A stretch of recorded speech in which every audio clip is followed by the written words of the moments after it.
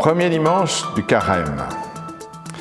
Évangile de Jésus-Christ selon saint Marc.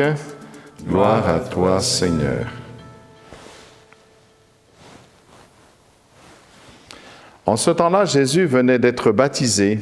Aussitôt, l'Esprit le pousse au désert, et dans le désert, il resta 40 jours tenté par Satan. Il vivait parmi les bêtes sauvages, et les anges le servaient. Après l'arrestation de Jean, Jésus partit pour la Galilée proclamer l'évangile de Dieu. Il disait « Les temps sont accomplis, le règne de Dieu est tout proche. Convertissez-vous et croyez à l'évangile. » Acclamons la parole de Dieu. Louange à toi, Seigneur Jésus. Frères et sœurs, le jour de leur mariage, quand un homme et une femme s'unissent, ils se donnent une bague. Eh oui, cette bague, elle a un nom.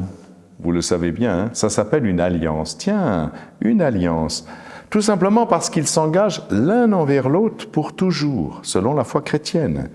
Elle est le signe d'une présence l'un à l'autre, même quand ils sont éloignés géographiquement. Ça leur rappelle leur proximité et l'alliance par laquelle ils se sont donnés l'un à l'autre. Et d'ailleurs, vous savez, si vous avez assisté à un mariage, et certainement vous l'avez fait, ils se disent l'un à l'autre, « Reçois cette alliance, signe de mon amour et de ma fidélité. » Signe de mon amour et de ma fidélité.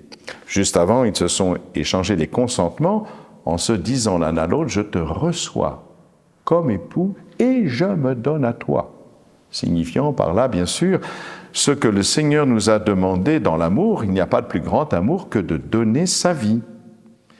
Eh bien, ce mot de l'alliance, pourquoi on appelle cette bague une alliance? Tout simplement parce que Dieu lui-même a fait alliance avec les hommes. Il a voulu se faire l'époux de l'humanité. Et naturellement, pourtant, nous ne sommes que des créatures insignifiantes devant Dieu.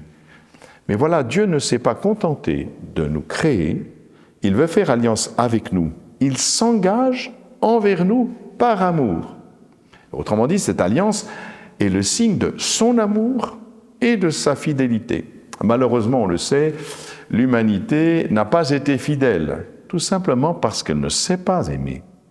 Alors Dieu va multiplier les alliances, et il le fera avec Noé. Nous l'avons entendu dans la première lecture de ce dimanche, puis avec Abraham, puis avec Moïse. Avec Noé, comme nous venons de l'entendre, c'est l'alliance avec toute la création. J'établis mon alliance entre moi et vous, avec tous les êtres vivants qui sont avec vous. On sait comment ça va se terminer, donc il va faire alliance avec un homme, avec Abraham. C'est une alliance avec cet homme en raison de sa foi. Avec Moïse, c'est l'alliance avec un peuple, d'où jaillira le Messie. Enfin, nous le savons, l'alliance définitive et éternelle est réalisée par notre Seigneur Jésus-Christ, tout simplement parce qu'il est le seul à pouvoir réaliser cette alliance. Jésus est vrai Dieu, Jésus est vrai homme. Et donc, en lui, l'alliance est réalisée. Il est Dieu, il est homme, en sa personne, la véritable alliance s'est réalisée parce que Jésus aime comme Dieu et Jésus aime comme homme parfaitement, en ayant cet amour de Dieu en lui. L'alliance en lui est parfaitement accomplie.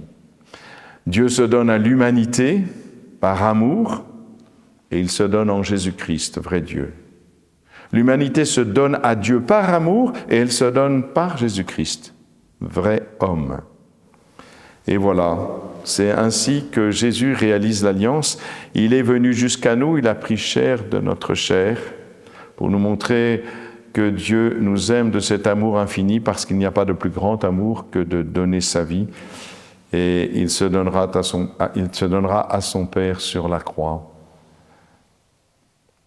Vous voyez, c'est ainsi, je crois, que Dieu et l'humanité font alliance. Et en Jésus-Christ, on peut dire, comme les époux, reçois cette alliance, signe de mon amour et de ma fidélité. Voilà, maintenant, le règne de Dieu est tout proche, il est accessible. Mais justement, nous entrons dans ce carême pour montrer cette accessibilité de l'amour. Nous avons à revenir à Dieu de tout notre cœur. Et c'est Dieu qui est venu jusqu'à nous. Nous devons donner une réponse à la hauteur de cet amour.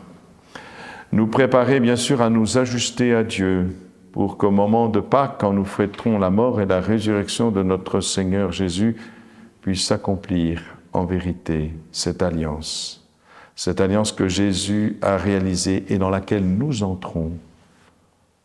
Voilà, je pense que ce temps de carême, c'est le temps de revisiter cette alliance avec Dieu et de nous offrir totalement à lui, comme Jésus-Christ l'a fait. Nous offrir au Père, pour que nous soyons dignes de l'humanité que nous avons reçue, de ce baptême que nous avons reçu, qui nous fait enfants de Dieu, et entrer dans ce grand mystère.